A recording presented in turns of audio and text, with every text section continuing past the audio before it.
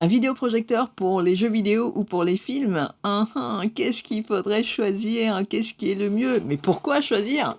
Avec celui-ci, c'est le BenQ W1800i, eh bien, vous n'avez plus besoin de choisir parce qu'il fait les 2 admirablement bien. On va voir ça tout de suite dans cette vidéo. Petite nouveauté sur la chaîne, cette vidéo a été enregistrée en 4K afin de profiter de tous les petits détails des images à l'écran. Un vidéoprojecteur pour avoir un écran géant chez soi et jouer ou regarder un film sur grand écran, c'est un peu le rêve quand même. Mais voilà, le problème, c'est qu'il faut choisir le bon modèle et ça peut vite devenir compliqué avec tous les modèles disponibles, les technologies disponibles, les spécifications, etc. Et pour les joueurs de jeux vidéo qui sont en même temps férus de cinéma, on peut légitimement se poser une question cruciale quand on a envie de faire l'investissement. Faut-il prendre un modèle fait pour le cinéma ou alors un modèle fait pour les jeux vidéo? En général, quand c'est bon pour le ciné, eh bien pour les jeux vidéo, c'est pas terrible et quand c'est bon pour les jeux vidéo, c'est pas forcément super bien pour le cinéma. Les projecteurs pour le cinéma sont en général de meilleure qualité au niveau de l'image et les projecteurs pour le gaming sont meilleurs en input lag, donc en temps de latence. C'est-à-dire quand vous appuyez sur les touches d'une manette, eh bien ça va plus vite, il y a moins de latence, ça répond mieux quoi. Donc voilà, avant d'acheter, il faut savoir ce qu'on veut, mais il y a quelques exceptions, heureusement, et dans ces exceptions, il y a donc ce W1800i. Et à l'origine, j'avais envie de tester ce modèle-là parce qu'il est excellent pour le cinéma, il est vraiment taillé pour ça, il a une qualité d'image qui est vraiment superbe. Tout le monde en dit du bien, il fait l'unanimité par rapport à la qualité qu'il livre. Donc à l'origine, je voulais voir la qualité de cette image, de l'image projetée par ce vidéoprojecteur par rapport à un projecteur gaming. Le but était vraiment de mieux prendre conscience des différences de qualité d'image entre les deux et des différences de input lag. Qu'est-ce qu'on perd et qu'est-ce qu'on gagne en choisissant l'un ou l'autre? Ça fait donc déjà depuis plusieurs mois que je fais le test, donc je peux vous dire que j'ai beaucoup regardé de films dessus. J'ai aussi beaucoup joué dessus et je me suis retrouvée avec un petit problème pendant ce test. C'est que, je me suis retrouvée à apprécier ce modèle W1800i beaucoup plus que ce que je pensais et là où je ne l'attendais pas, c'est-à-dire au niveau du gaming. C'est une énorme surprise parce que BenQ ne communique pas du tout là-dessus. La communication de BenQ autour de ce projecteur-là, c'est donc un projecteur cinéma avec, une qualité d'image exceptionnelle, OK, mais c'est un modèle qui, dans la communication, n'est pas fait pour le gaming.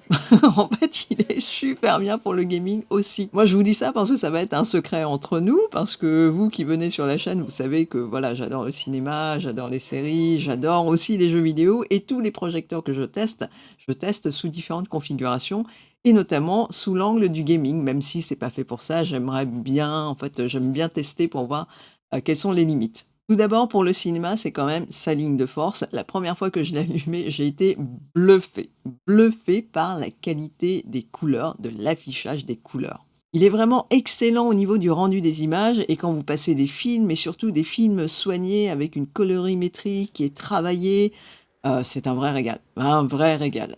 Les films d'animation à la Pixar où il y a beaucoup de couleurs qui s'enchevêtrent, les Disney, les DreamWorks, c'est juste magnifique. Vous avez aussi les films à grand spectacle de type Marvel, on va dire, les DC Comics, avec des couleurs aussi très travaillées, une colorimétrie au poil et c'est vraiment trop beau. J'ai revu Guardians of the Galaxy, les 2 et j'ai vu aussi Marvel's Avengers, les 2 premiers aussi, qui dessus et c'est vraiment beau. C'est vraiment magnifique, surtout si vous regardez en plus avec le côté IMAX, le format IMAX qui est donc disponible sur Disney+, avec une qualité d'image très proche du Blu-ray, c'est, bluffant. Quand vous regardez des films comme ça, en fait, des couleurs qui sont assez dures à rendre, c'est par exemple le rouge ou le vert et là, les rouges sont flamboyants sans que ça bave. On voit encore les dégradés de rouge dans les trucs bien pétards. Les dégradés sont donc divins, notamment les bleus des cieux ou alors des couchers de soleil qui sont affichés à l'écran. Les paysages sont magnifiques là-dessus et si vous regardez des films avec beaucoup de dialogue, notamment des visages d'acteurs, ça peut être, des films, voilà, où il y a beaucoup de dialogue, par exemple, je sais pas, des comédies romantiques, des rom-coms, c'est des trucs que j'aime bien regarder aussi, où il y a beaucoup de dialogues entre les héros. Vous allez voir que les visages sont retranscrits à merveille. La finesse que ce projecteur est capable de retranscrire est juste incroyable. Voilà, ça c'est juste quelques exemples comme ça. Si vous regardez, des films avec, des scènes avec plein de détails, ça peut être, des villes, ou, par exemple des vidéos de nature, des films de nature, ce genre de choses, c'est fabuleux. Et ce qui est bien aussi, c'est que les détails sont là, c'est très net, mais par contre, ce n'est pas agressif. C'est pas agressif, ça vous saute pas à la gorge au niveau, de l'anti-aliasing, des escaliers, ce genre de choses, quoi. C'est net, précis, mais ça ne vous agresse pas. Et cette qualité d'image, cette qualité d'affichage des couleurs, c'est dû au fait que le projecteur est capable d'afficher 100 du REC 709. Alors c'est un peu technique, mais c'est, une spécification pour, plus ou moins mesurer le nombre de couleurs qu'il est capable d'afficher. Et ça, c'est quand vous êtes dans un mode qui s'appelle le Filmmaker Mode. Le Filmmaker Mode qui est un mode en HDR qui vous permet d'être le plus fidèle possible aux couleurs de, ce que la production était censée être. Et pour s'assurer de la qualité, chaque modèle est calibré, mesuré par un technicien avec des outils professionnels avant sa mise en vente. Dans chaque boîte, chaque modèle est donc fourni avec un récapitulatif, un document. Et dans ce document, en fait, il y a une feuille qui vous... c'est le carton de garantie. Il y a un papier qui cite, qui vous donne en fait toutes les mesures, toutes les caractéristiques du modèle que vous avez devant vous. Allez, tant qu'on y est, on va parler un tout petit peu technique. C'est donc un vidéoprojecteur en 4K en DLP. C'est donc de la wobulation. C'est une techno de Texas Instruments qui vous permet d'avoir la 4K à un prix abordable. L'image est donc hyper fine, il n'y a vraiment pas de souci de ce côté-là. Vous pourrez donc avoir un écran de 60 à 200 pouces selon le recul que vous aurez. Il y a donc une roue chromatique qui tourne pour créer les couleurs et ceux qui seront très sensibles à l'effet arc-en-ciel le verront. Mais à titre perso, moi je ne l'ai pas vu et je trouve qu'il n'est pas très visible sur ce modèle-là. Il y a plusieurs modes pour régler la puissance de la lampe et ça peut être utile pour préserver la lampe et donc allonger sa durée de vie. C'est donc 4000 heures en mode normal, 8000 heures en Smart Eco, 10 000 heures en Eco et carrément 15 000 heures en Lamp Save. Et juste pour votre appréciation, le mode normal est très lumineux. Mais alors lumineux jusqu'à un point à faire mal aux yeux, presque. Il fait 2000 ANSI lumens et vous ne pourrez donc pas vous en servir en plein jour avec du soleil dans une pièce éclairée à foison. Mais bon, si vous êtes un petit peu dans l'ombre, dans une pièce pas trop éclairée, on va dire, vous pourrez distinguer l'image. Moi, à titre perso, je le règle jamais en normal. En journée, je le mets en éco ou en smart éco. Et quand c'est le soir, quand il n'y a pas trop de lumière du jour, je me mets en lamp save. C'est un mode hyper économe et ça permet en fait à la lampe de ne pas trop cracher et ça permet aussi de ne pas avoir trop de lumière dans ses yeux. Quand on connaît la durée de vie et les conséquences que ça peut avoir en changeant de mode à chaque fois, eh bien ça vaut quand même la peine de faire un petit coup de télécommande, un petit réglage pour ça. Alors, juste pour la blague, quand je vous dis que c'est vraiment lumineux, je blague pas.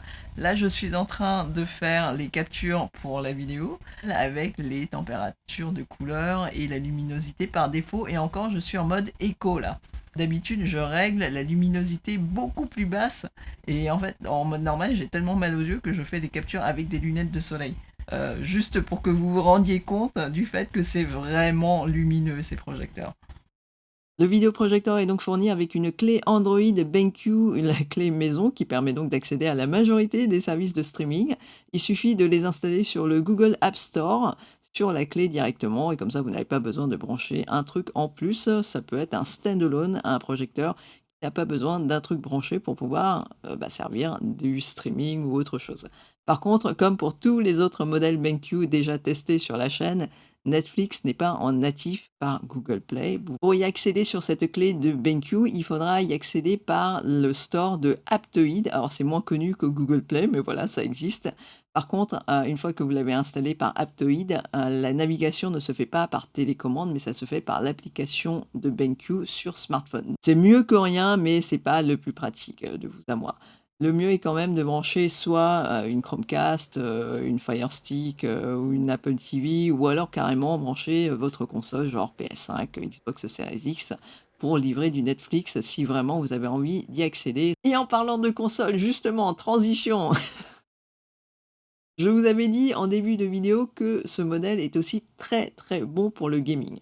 J'ai l'impression que personne n'en a parlé, personne ne s'en est rendu compte et je trouve ça un petit peu dommage parce que le marketing de BenQ est autour de la qualité d'image et par contre, ils ont pas du tout communiqué par rapport à ses capacités gaming et là, vous allez être étonné quand je vais vous donner les chiffres.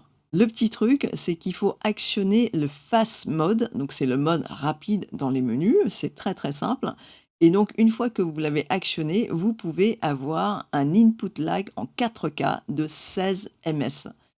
16 ms, oui, vous avez bien entendu, c'est au niveau des meilleurs projecteurs gaming de BenQ. Il peut aussi aller jusqu'à 120 Hz en 1080p et là vous avez un input lag de 8 ms. Il peut aller jusqu'à 240 Hz, c'est du 4 ms. Quand j'ai vu ces chiffres, je me suis dit: «Non, il y a une erreur là, non, il y a un truc là, attendez, non, non, non, j'ai relu la fiche de spécification plusieurs fois, j'ai retesté sur le projecteur, sur plusieurs modes qui demandent justement, du 120 FPS. Alors j'ai pas pu tester en 240 Hz, j'ai pas l'ordinateur qu'il faut pour livrer du 240 Hz, mais du 120 Hz, j'ai testé et oui, il prend le 120 Hz en 1080p à 8 ms. En pratique, j'ai donc joué à Metroid Dread, pratiquement, toute la durée du jeu là-dessus. Et Metroid Dread est très, très dur, hein, donc le l'input lag, c'est vraiment pas, bienvenu dans un jeu comme ça. J'ai aussi joué à Ghost of Tsushima, Legends aussi, le mode multijoueur dessus. J'ai joué à Horizon Forbidden West, magnifique dessus. J'ai aussi joué à Uncharted Legacy, aucun souci. Gran Turismo 7, pareil, vraiment, vraiment aucun problème. Forza Horizon 5 et aussi plein de petits jeux indés, alors qui sont pas forcément super demandeurs en input lag, mais voilà, il y a aucun souci, c'est vraiment super agréable de jouer là-dessus.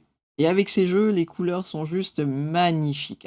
Dans Horizon Forbidden West, les scènes, les décors où il y a du coucher de soleil derrière, avec la plage ou la forêt, avec, le brouillard, dans le fond là, c'est, sublime.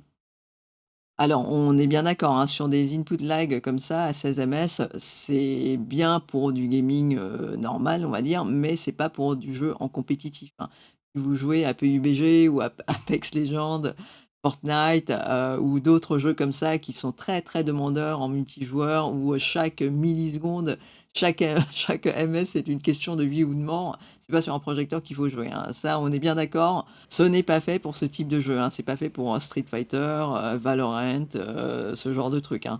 C'est bien trop exigeant, si vous voulez vraiment, une bonne réactivité, je vous conseille de vous tourner plutôt vers des moniteurs gamers qui peuvent, être beaucoup plus réactifs, jusqu'à du 1 ms, 2 ms. Mis à part ça, sur des jeux hyper exigeants comme ça, si vous jouez à des jeux en solo narratif avec un côté cinéma qui est bien poussé, par exemple, on a parlé de Ghost of Tsushima ou Uncharted Legacy, les Horizon, les God of War, ça c'est génial. Vous avez aussi les jeux de course où, un grand écran, c'est quand même mieux, pour mieux se sentir dans sa voiture, donc Gran Turismo, Horizon, enfin Forza Horizon, c'est parfait. Vous avez aussi les jeux d'action, les jeux d'aventure, des open world, des jeux en immersif où vous avez, un grand écran pour pouvoir vraiment vous plonger dans le monde, ça c'est génial. Quand vous voulez jouer sur ce projecteur, il faut donc actionner ce mode rapide, ce mode fast. Et la seule concession de ce mode-là, c'est que vous ne pourrez pas régler les trapèzes. C'est ce qu'on appelle les keystones. Alors c'est, un système qui vous permet en fait de régler l'alignement de l'image. Par exemple, quand vous ne placez pas le projecteur qui est directement au centre, au milieu, devant la surface d'affichage. Par exemple, vous le mettez un petit peu sur le côté ou un petit peu vers le haut, par exemple, parce que voilà, votre meuble pour poser le projecteur est sur le côté, eh bien, vous n'allez pas pouvoir réaligner l'image, vous n'allez pas pouvoir l'ajuster pour qu'elle soit droite sur le mur. La raison, c'est que le projecteur, vu qu'il met des ressources pour recalculer l'image, eh bien, il ne peut pas livrer un input lag qui soit vraiment au top. Il a besoin d'un petit peu plus de temps. Donc, si vous faites ça, vous pourrez toujours jouer, mais vous n'aurez pas ces input lag là. Vous n'aurez pas 16 ms, vous aurez un petit peu plus, pas beaucoup plus, mais vous aurez un petit peu plus. Il faut donc que vous fassiez l'effort de le régler quand vous le posez devant la surface d'affichage, manuellement, on va dire, le placer à peu près à la bonne hauteur. Bon, même si c'est pas tout à fait droit sur les côtés, c'est pas très, très grave. Vous aurez quand même la surface d'image, vous aurez quand même 2 mètres d'écran, 3 mètres d'écran, voire même plus.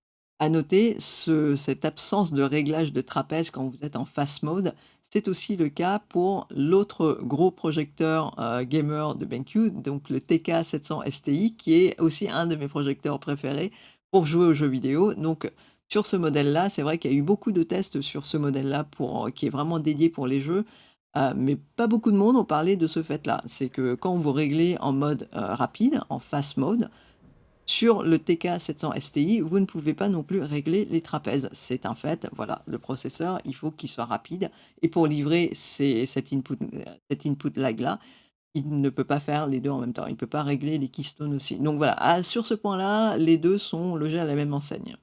Alors que ce soit clair, hein, le W1800i que je teste dans cette vidéo et le TK700 STI de BenQ aussi, donc sont 2 excellents projecteurs. C'est vraiment très, très bon comme projecteur 4K, parmi les meilleurs que vous pouvez trouver sur le marché à l'heure actuelle dans leur segment. D'ailleurs, quand on les met côte à côte, on dirait des frères jumeaux. Je vous jure, la carcasse, c'est à peu près la même, la taille, c'est, pratiquement la même. Les prises, pareil, vous avez 2 HDMI, vous avez aussi le port pour mettre, la clé Android, le port USB, le port casque exactement au même endroit.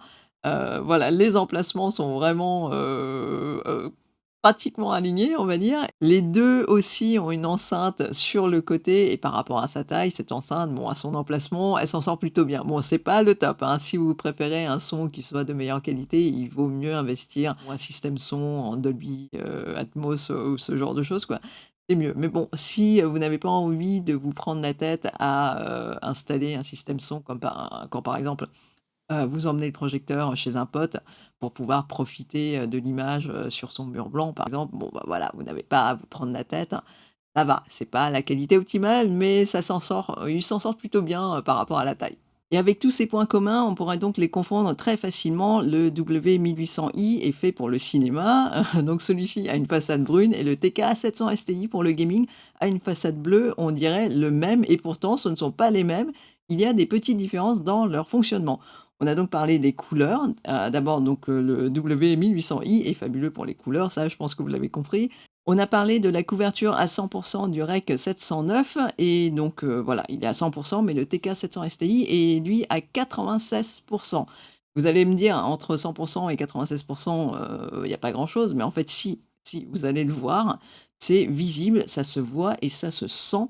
L'image du W1800i a plus de consistance, elle est, plus plaisante et quand vous passez des sources de bonne qualité, vous allez le voir. Mais bon, sur une vidéo YouTube en streaming, c'est hyper compressé, vous allez pas le voir. Par contre, sur un film, qui passe sur Disney+ ou sur un Blu-ray, vous allez le voir. Les couleurs sont donc taillées pour le cinéma, pour le W1800i et ça se retrouve aussi dans les jeux. Mais ce n'est pas tout le temps adapté d'avoir les couleurs cinéma pour un jeu, parce que notamment les parties sombres sont peut-être un petit peu moins lisibles, parce que c'est justement un petit peu plus sombre. Et là où le TK700 STI se démarque, c'est plusieurs modes d'affichage faits pour les jeux. Les couleurs sont un petit peu moins appuyées, c'est moins vif, moins coloré, moins précis, on va dire, mais vous allez pouvoir basculer dans plusieurs modes différents selon le jeu que vous faites tourner. Vous avez par exemple le mode FPS, le mode RPG et le mode sport. En gros, le mode FPS qui est, je trouve, le mode le plus intéressant, relève les zones d'ombre et donc ça vous permet en fait d'avoir, plus de possibilités pour voir ce qui se passe dans les zones un petit peu sombres et c'est utile, notamment pour, les phases d'exploration ou pour les phases de recherche de secrets ou de passages secrets. Ensuite, le TK700 STI est aussi plus lumineux, il est à 3000 en 6 lumens, donc considérablement plus que les 2000 du modèle pour le cinéma. Et donc voilà, c'est mieux si vous prévoyez de jouer dans une salle qui est peut-être un petit peu éclairée, pas tout à fait dans le noir, vous allez avoir plus de luminosité, il va y avoir plus de patates au niveau de la lumière qu'elle va envoyer. Mais bon, dans les deux cas, il vaut mieux utiliser un écran de projection pour pouvoir relever la qualité d'image. Mais bon, comme je vous l'ai déjà dit, le W1800i est déjà très lumineux à la base, il est juste un petit peu moins lumineux que l'autre. C'est, des projecteurs qui sont récents quand même, hein, donc au niveau de la puissance de lumière qu'ils envoient, c'est pas mal du tout. Et dernière différence notable, c'est aussi le recul nécessaire. Alors pour un écran de 100 pouces, sur le modèle, gaming, donc le TK700 STI, il vous faudra juste 2 mètres de recul. C'est rien du tout, hein. Ça permet de le poser sur une table basse devant, la surface d'affichage et de le poser dans une pièce où il y a pas beaucoup de recul. Vous n'avez pas 5 mètres de recul, on va dire. Pour le W1800i, le modèle ciné, il faut 2,50 m de recul pour 100 pouces. Alors vous allez me dire: 50 centimètres entre les 2, c'est pas grand-chose. Mais en pratique, ça change. Ça fait une différence notable, notamment dans les, petites pièces, et quand vous avez une surface d'affichage qui n'est pas non plus, très grande, on va dire, par rapport, à la pièce. Donc il faudra en prendre compte quand vous faites l'agencement de votre pièce avec ce projecteur, avec l'un ou l'autre projecteur. C'est encore moi, juste pour préciser, j'ai mis les projecteurs l'un en dessous de l'autre, comme ça ils sont exactement à la même distance, et comme ça vous pouvez mieux apprécier la différence au niveau des zooms. Là pour l'instant j'ai mis un écran un petit peu plus sombre, donc ça va, j'ai pu enlever les lunettes, et voilà, donc c'était juste pour que vous puissiez voir comment le test a été fait en fait. Au niveau du prix, ils sont aussi kiff kiff, hein, on est vraiment sur des prix équivalents. Alors c'est officiellement à environ 1400 € sur le site de BenQ, mais sachez que vous pourrez les trouver à entre 1200 et 1 300 € sur Amazon ou dans d'autres boutiques, par exemple. Avec tout ça, je dirais que le 1800i, enfin le W1800i, c'est assez compliqué, hein, les noms chez BenQ. Donc le W1800i est un choix très solide pour les fans de cinéma, vous allez être aux anges et en plus, vous pourrez vous en servir pour jouer aux jeux vidéo. Regarder des films principalement et pouvoir vous en servir de temps en temps, ou alors quand il y a un gros jeu en triple A qui vous intéresse, là, vous pouvez le faire sur le projecteur. Comme ça, vous avez des belles couleurs, une image magnifique sur vos films, mais aussi sur les jeux que vous passerez dessus. Vous verrez la différence si vous voyez les 2 côte à côte. Par contre, il faut donc un petit peu plus de recul et arranger votre pièce selon et peut-être accepter aussi de galérer un petit peu plus dans les zones, un petit peu sombres des jeux. Alors s'il fallait en choisir qu'un seul, lequel? Ça, c'est vraiment, très, très dur. Eh bien, ça dépend de vous. Ça dépend vraiment de vous, de vos habitudes, de ce dont vous avez envie. Les 2 sont très bons de toute façon, hein. C'est 2 excellents projecteurs. À titre perso, je dirais que, à la base, je travaille beaucoup avec les couleurs. C'est quelque chose d'assez important dans ma vie, dans mon travail dans la photo, par exemple. Compte tenu de ça, je préfère le W1800i pour l'instant. Mais après, c'est aussi une question de jeu auquel vous jouez, de votre humeur aussi et donc et dans les conditions dans lesquelles vous jouez. Vous jouez dans une pièce lumineuse ou une pièce qui est plutôt, sombre, ça peut jouer, par exemple. Et si vous souhaitez en savoir plus sur le TK700 STI, donc qui est le modèle fait pour le gaming, qui est aussi excellent, je vous conseille de regarder cette vidéo-là où j'entre vraiment dans les détails. Il y a plein d'images de jeux qui tournent dessus dans cette vidéo. Comme ça, vous pourrez avoir une meilleure idée de ce qui pourrait vous correspondre un petit peu plus. Je m'appelle Gia, si c'est la première fois que vous venez sur la chaîne, merci beaucoup pour avoir cliqué sur la miniature. Je vous souhaite une excellente journée et sur ce, je vous dis à très bientôt.